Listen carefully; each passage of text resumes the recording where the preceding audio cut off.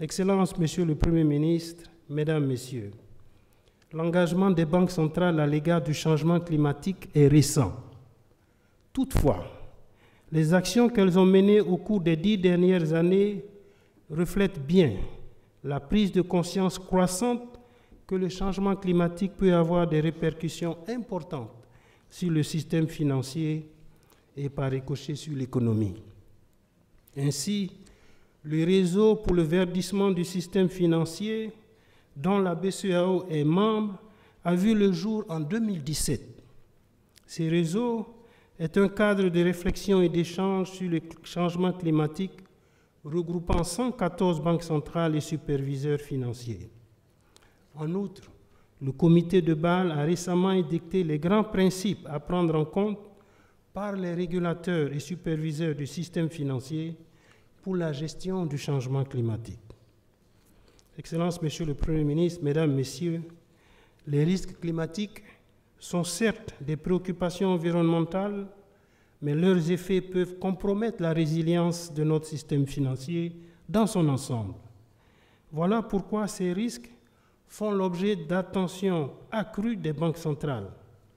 Celles-ci ont en effet la responsabilité de comprendre, d'évaluer et d'atténuer ces risques.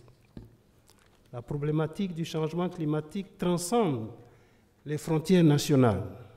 Sa prise en charge nécessite donc une coopération internationale soutenue entre toutes les banques centrales, mais également avec les autres parties prenantes concernées, notamment les États, le secteur bancaire et financier et les partenaires au développement. La présente conférence se veut donc un creuset d'échange et de partage d'expériences.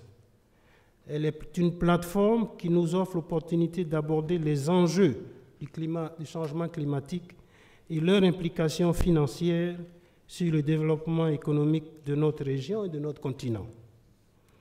La conférence permettra également d'examiner la contribution des banques centrales, notamment en matière de politique monétaire et de stabilité financière, pour faire face aux défis climatiques.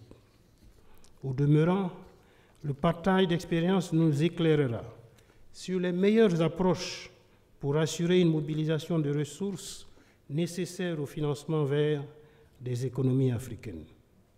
Je suis convaincu que les principaux enseignements tirés de cette conférence vont contribuer à apporter des pistes de solutions aux banques centrales africaines pour impulser les actions du secteur financier dans la lutte contre l'impact du changement climatique.